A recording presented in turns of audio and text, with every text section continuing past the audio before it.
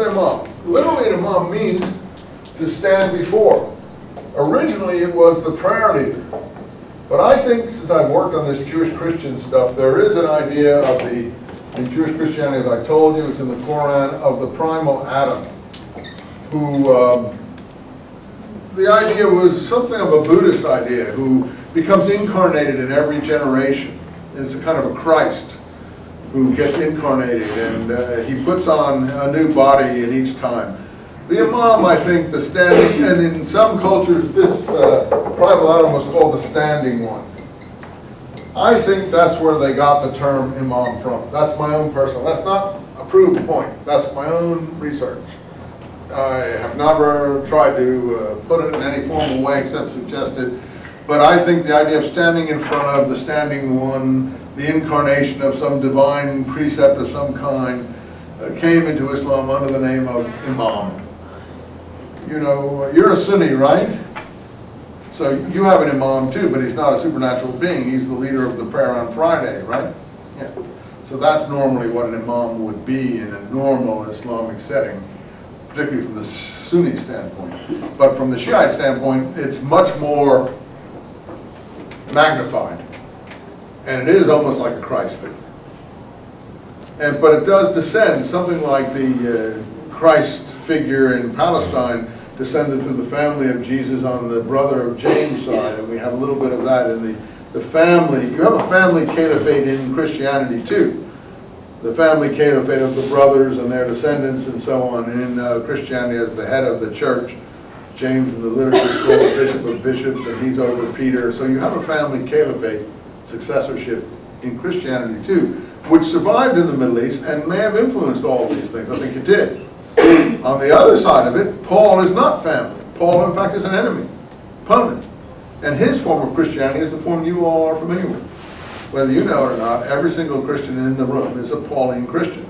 And it's his form of Christianity that has survived in the West. But he was looked upon by these other forms of Christianity that we now know, and I'm sorry to inform you of that, most people don't know it, but we scholars know it. That Paul was looked upon by the other groups further east as an antichrist.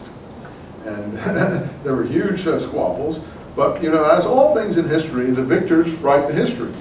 So the Pauline groups became part of the Constantine Empire and the Curia of the Roman Catholic Church and the Church Fathers, they're all Paulinists, they all write the history.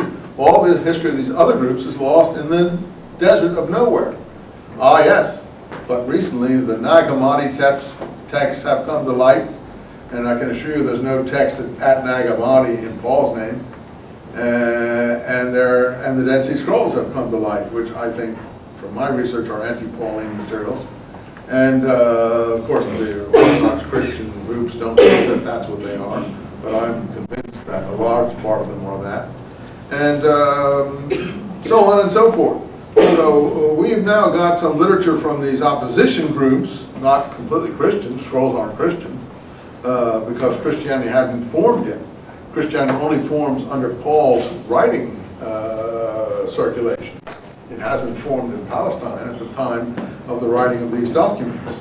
So we do have family caliphate in Christianity, and so you have in Islam the Sunnis, following the tradition of the ancestors and consensus, and the Shiites following the family of the Prophet in an imam supernatural way.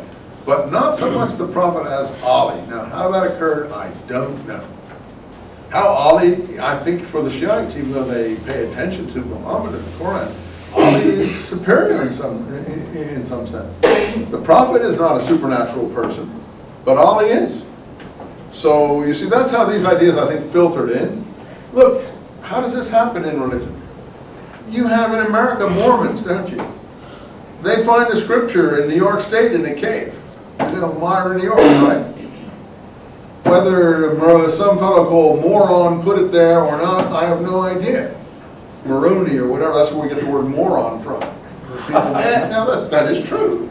People making fun of that.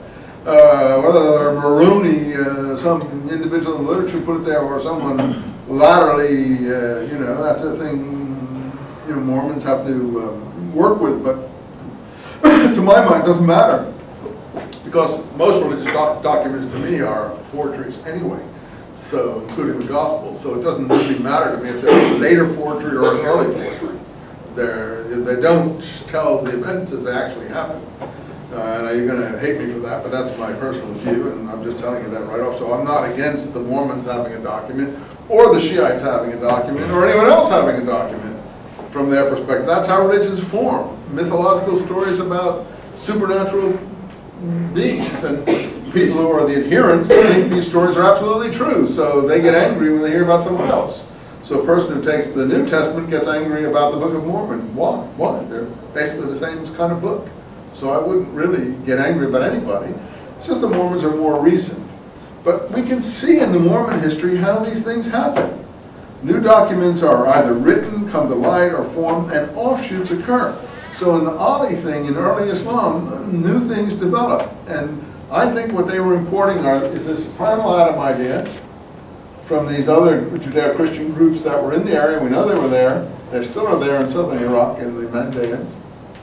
Plus some Buddhist ideas.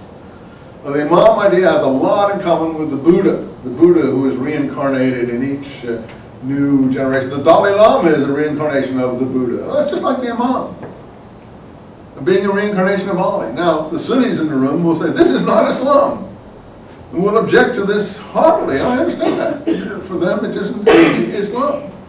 Now, I always know when someone is Shiite or a Sunni, because the Shiites are very, very generous. They say, oh yes, we're all Muslims are brothers.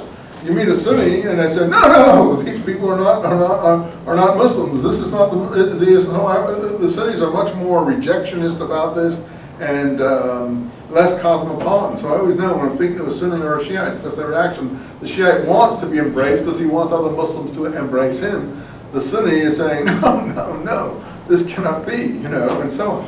I understand what the problem is. I can't solve the problem. It's not for me to solve. I can only look at it.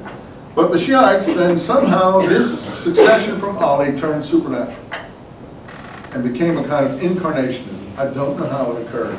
Somewhere in this situation here. Where are we? Oh, here. Somewhere in this situation here, that happened. So, around the time of Al-Ma'mun, I think the sixth Imam, I can't remember the names of the other Imams there, not named there, was named Ja'far, sort of like the name of the original Abbasid. And that would be around the time that Ma'mun was doing this thing with trying to make some kind of reconciliation.